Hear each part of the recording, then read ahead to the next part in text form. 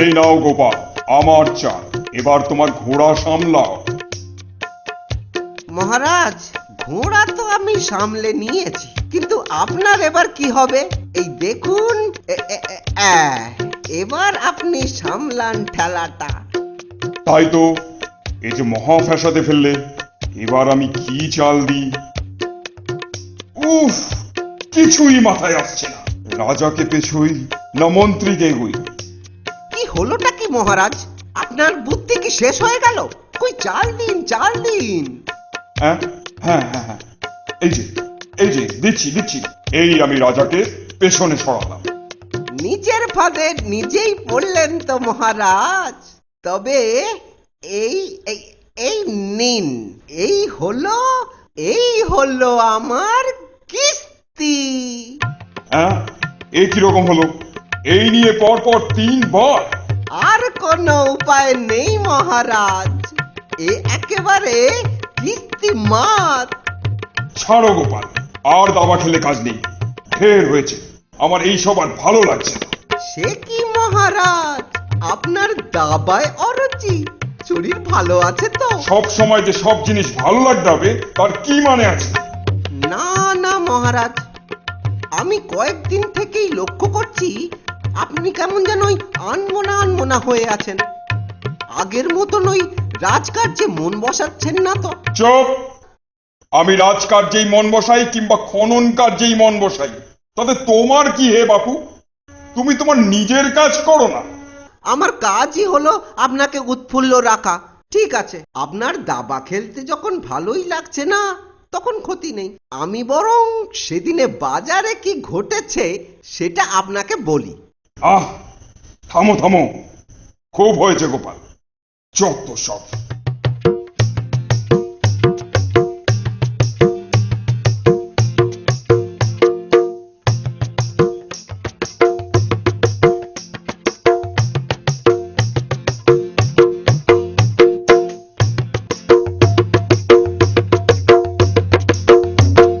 দেখো গোপাল, তোমাকে অনেক দিন ধরেই একটা কথা বলবো বলবো ভাবছি।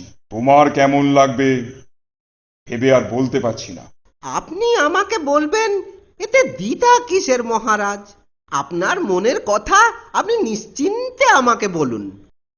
দেখো গোপাল, তোমার ভাড়ামো এখন আমার আর সহ্য হচ্ছে না, একদম ভালো লাগছে না। আর আমার এই বয়সে এখন ধর্মকর্ম শুনতে ইচ্ছে করে। কি বললেন মহারাজ? ধম্মকথা? হ্যাঁ তাই, সে কারণে আমি সিদ্ধান্ত নিয়েছি যে এখন থেকে আমার সঙ্গী হবেন একজন ধর্মগুরু। তাহলে আমি মহারাজ? উপস্থিত আমার এখন তোমাকে প্রয়োজন নেই। তুমি তো আর আমাকে ভাড়ামির জায়গায় ধর্ম কথা শোনাতে পারবে না। কাকের মুখে কোকিলের গান বেরোয় না। সুতরাং তোমার চুপ করে থাকাই ভালো। আপনারা প্রত্যেকেই আমার শুভাকাঙ্ক্ষী। আপনাদের কাছে আমার অনুরোধ রইল, আপনারা আমার জন্য যেখান থেকে পারেন একজন সদ্গুরু নিয়ে আসুন। বাকি জীবনটা আমি ধর্মকর্ম করেই কাটাবো বলে স্থির করেছি।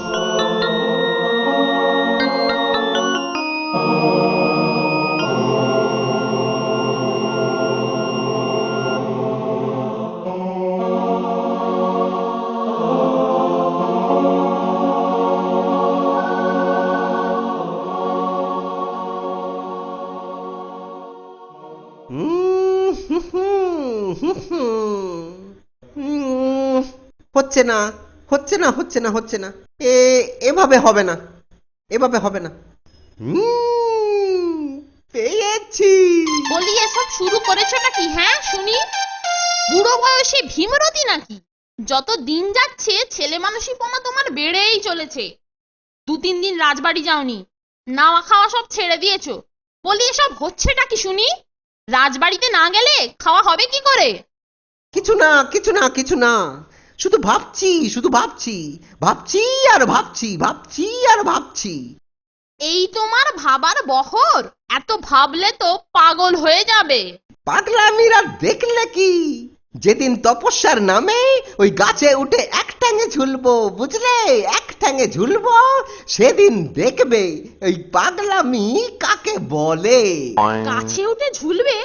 ও মা, সে কি সর্বনেশে কথা গো। আমাকে ঝুলতেই হবে গিন্নি, আমাকে ঝুলতেই হবে। ওই মহারাজের জন্য আমাকে ঝুলতেই হবে। আজ আমি না ঝুললে মহারাজ সারা জীবনের জন্য তো ঝুলবেনই, আর তার সাথে আমাকেও ঝুলিয়ে ছাড়বেন। কি যে হচ্ছে আমি কিছুই বুঝতে পারছি না। বলছি তো, কিছু বুঝবার দরকার নেই, আমি যা বলছি তাই তুমি করো তো। ঠিক আছে ঠিক আছে, আমার বাপু কোনো বুঝে কাজ নেই, তুমি তোমার যা খুশি তাই করো। আমি ওদিকে ঝুলতে যাই। হলদে সবুজ ওরাং ওটাং ইট পাটকেল জিত পটাং, মুশকিল আসান উড়ে মালি ধর্মতলায় কর্মখালি। হলদে সবুজ ওরাং ওটাং ইট পাটকেল জিত পটাং, মুশকিল আসান উড়ে মালি ধর্মতলায় কর্মখালি। হলদে সবুজ ওরাং ওটাং ইট পাটকেল জিত পটাং, মুশকিল আসান উড়ে মালি ধর্মতলায় কর্মখালি। শেষকালে মাথায় রক্ত উঠে না মরে যায়, গোপাল খুড়োর মতি গতি বুঝতে পারছি না। আমি চললুম মহারাজকে খবর দিতে।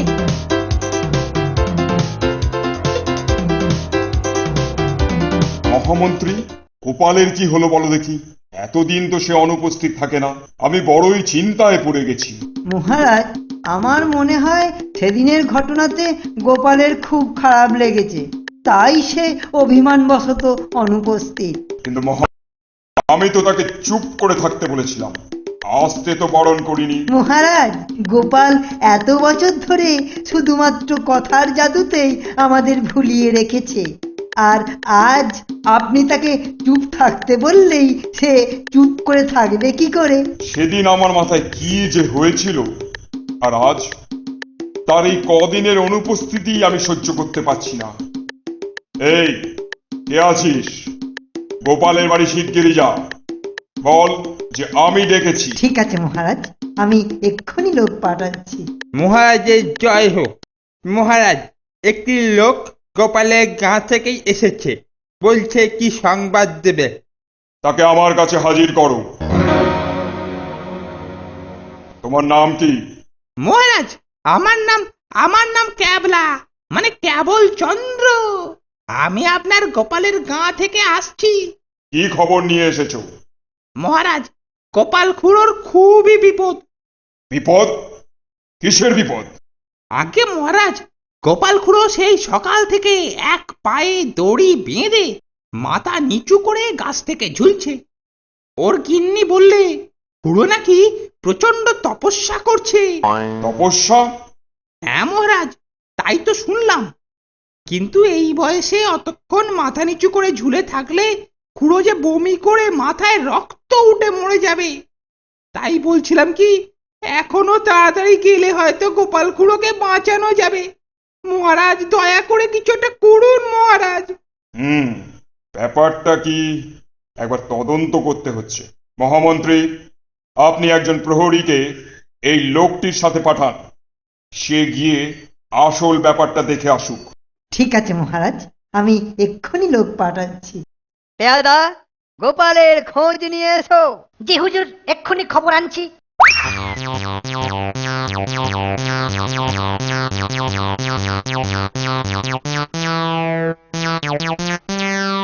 কোথায় গোপাল খুড়ো?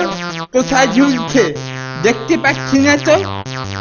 উফ, যা রোদ্দুর পড়েছে, এই রোদ্দুরে মানুষ বেরোয়, তার উপরে আবার খুড়ো তপস্যা করছে। পাগল নাকি? হলদে সবুজ ওরাং ওটাং ইট পাটকেল জিত পটাং, মুশকিল আসান উড়ে মালি ধর্মতলায় কর্মখালি। আরে, একটা বিড় বিড় করে শব্দ শুনতে পাচ্ছি, একটু এগিয়ে দেখি তো। আরে আরে, এই তো। কি কি বাবা? খুড়ো, ও খুড়ো, গোপাল ভাইয়া, ও গোপাল ভাইয়া, কি হয়েছে? মাথা নিচে করে পা ওপরে এই এমন ভাবে ঝুলছো কেন? হলদে সবুজ ওরাং ওটাং ইট পাটকেল জিত পটাং, মুশকিল আসান উড়ে মালি ধর্মতলায় কর্মখালি। তাজ্জব ব্যাপার, মাথা নিচে পা উপরে, এ কি রকম ব্যাপার? এই ভগবান, রক্ষে করো, ওরে বাবা। মহারাজ, মহারাজ, মহারাজ। কি হলো প্রহরী, হাঁপাচ্ছ কেন? আগে মহারাজ, যা দেখে এলুম। কি দেখলে? কি দেখলে বলো। মহারাজ, ভাঁড় মশাইয়ের বোধ হয় হাওয়া লেগেছে। সে আবার কি? হ্যাঁ মহারাজ, ভার মশাইয়ের পা উপর দিকে, মুন্ডুটা নিচের দিকে, কিন্তু তিনি বেঁচে আছেন। হ্যাঁ, কি করে বুঝলে? তিনি আমাদের জুলজুল জুলজুল করে দেখছিলেন। তাহলে তো একবার সত্যিই দেখতে হয় গোপালকে কোন ব্যামোয় ধরেছে। মহামন্ত্রী, আমার রথ তৈরি করতে বলুন, আমি নিজের চোখে পুরো ব্যাপারটা দেখতে চাই।